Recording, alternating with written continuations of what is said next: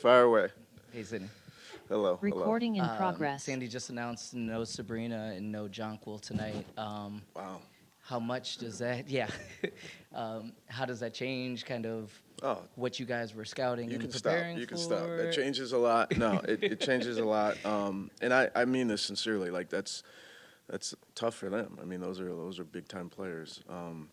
It's a wonderful team that they have, and Sabrina and JJ are among the brightest stars. So yeah, it changes a lot for them. I'll say to you, we do. Listen, I've loved coaching this team. We've gotten better from training camp. I could go on and on about the improvements that we've had, but we have not reached a point where we can get to a game and go, oh, okay, two major players are out. Like, we've got it easy. We're just not there as a team. We're just not there. So the threat that New York poses, the way that they play, the way that they're coached, wonderful building where they, sell out and have a lot of people. We have major challenges in front of us, and so it won't be Sabrina and JJ, but it'll be some others. I can guarantee you that, and we got to try to figure it out. And even without those two, just a couple of defensive things that you want to make sure you stay on top of tonight. Well, I mean, those two are high-volume three-point shooters for them, and so if you followed us, which I know you have, when we struggle to defend the three-point line, we have a long night, and so there's two less weapons out there for them, but that gives just watching Izzy, make shots, and Kennedy Burke killed us in D.C. So again, we have to guard the three-point line to try to give ourselves an opportunity to stay in the game. And if we do that, we've had good things. We've been in one possession games where we've won some, we've lost some, but we really have to guard that three-point line. Coach, going back to the start of training camp when you first saw Citron play and how she's developed up until now, what stands out to you that's special about her game? I've said all year, like her professionalism, like she really she comes to the gym early, she stays late, she's a sponge.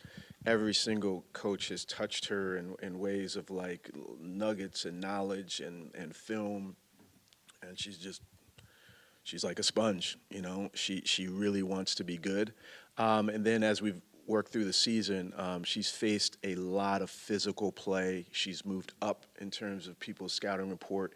We had Slim obviously earlier in the year, and maybe people were focused on her a bit more. I think they're probably circling Sonia and Kira and Kiki.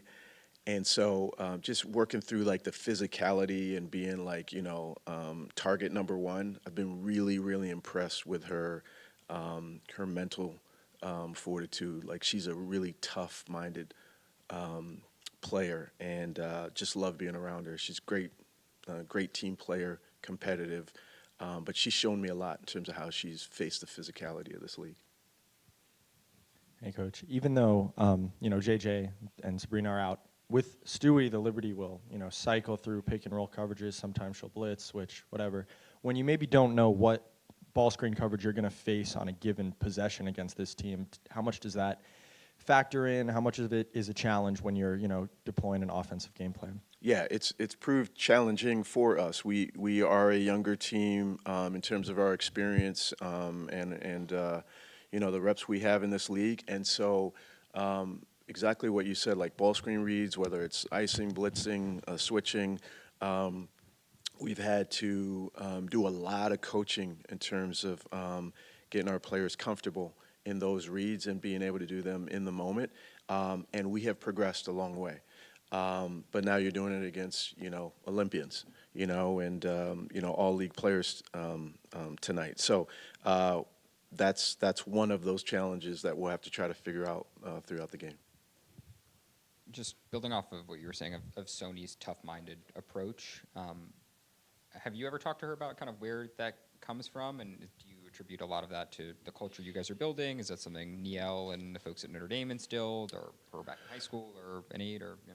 No, yeah, I mean that's more your guys' job. Like I don't, I take her for who she is, and yeah, I don't know. I don't know. Like her, asked her about her family background, and she's just super soft spoken, but she wants this thing badly. You know, there's no way you get to Notre Dame and play in the bright lights without, you know, some kind of, you know, competitiveness. And now she's at this level, and she's, you know, arguably one of the best players at her position, you know, a small class of players there, and she's just got it. You know, she wants to be good. So as much as anything, try to foster that and have her feel really comfortable in that.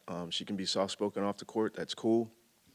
But out there, like go get yours, you know, and lead us and be in the mix. And she's getting a lot more comfortable in that role. Hi, Sydney.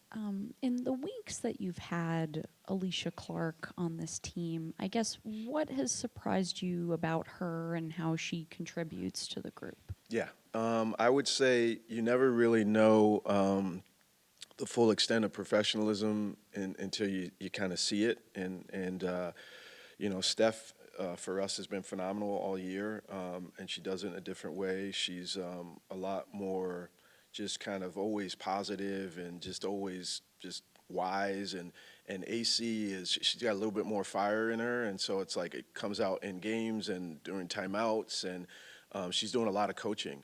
And then also like watching her take care of herself physically, and she's, you know, early to the gym, and she's doing her stretching, and she's got Pilates going on, and then she's like pouring over the scouting report. Like, I'm just telling you, she's like checking a whole lot of boxes, and it's different to see it in action, and that's what I've seen. I can see why she contributed to Vegas the way she did. I can see why she's won awards and accolades because of her preparation and her commitment. So I would say those things are like, and it's tangible. It's like right in your face, and it's cool to see from a coaching standpoint, and it's helped our younger players for sure. And also, just another question about Sonia. I guess when you were scouting her, was there something on the film or when, you know, maybe some visits to Notre Dame that told you how ready she was for the W? I would just say, I'd say what jumped out is just like her ability to make plays in a lot of different ways. I think that's what jumped out to us.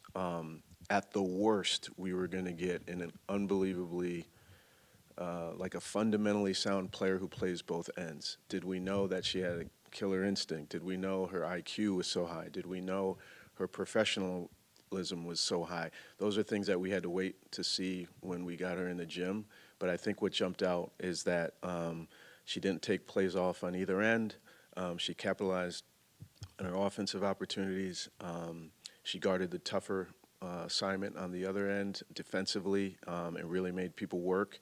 And it just showed up time and time again at a high level, and that really jumped out at us. Hey, Coach, can you talk a little bit about Kiki's motor, just on the rebounding? I mean, you have to have a nose for the ball, but she seems to have more than just that and getting offensive and defensive rebounds. Yeah, I mean, I just, you know, from your question, you know the game, and I just say, like, rebounding, there's just some kind of knack, right? Like, you know, big fan of, like, Charles Barkley back in the day and Dennis Rodman, and tried to hear them talk about it, and it's just like they just have a nose for the ball, and it's Kiki, she just wants to get that thing, you know, like that's, you know, there's a want to. And she puts her time and focus on doing that during the course of games. So she's trying to get every defensive rebound. She's been awesome at accepting the challenge of grabbing more offensive rebounds.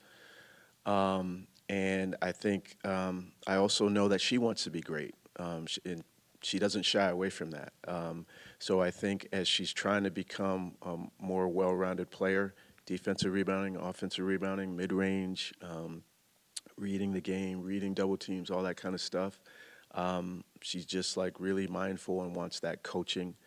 And when you add that to her engine, her drive, you know, really good things can happen. We'll go to Jen on Zoom. Hey, Sydney. Quick question on JC. You know, with her, where she is in her recovery, are you still definitely expecting her back this season, or has there been any talk, you know, with only 6 games left of maybe shutting her down?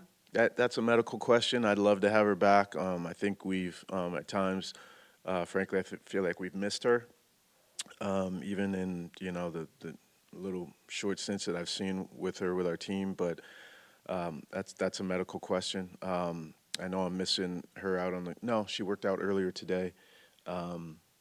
So, and I think that went well with our coaches, but I don't know. I'd love to have her back. I couldn't tell you.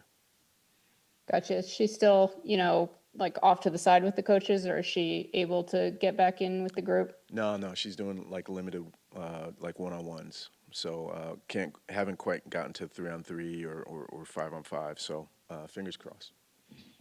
Gotcha. And just one quick one on New York, obviously the last time you played them, they were, I think, in first place, one of the top teams in the league, and they're still up there, but have struggled a little bit, over their last several games. Where do you kind of view them in the broader landscape fitting into the league? Do you view them still as a top contender to win the title? What do you feel like they're doing right now that stands out to you? I think fully healthy, there's a championship contending team, and I think anybody in the world would tell you that. So I think that Sandy and the staff have done a really good job of trying to hold it together, and then they've absorbed Emma as well and try to get her into the mix. But I mean, there's championship pedigree. So if they can get healthy, they position themselves very well. And we'll see. I don't know if that's going to happen or not, but they're really, really good, and they play a great style of basketball on both ends. Thank you. That's it, Coach. Thank you. Thanks.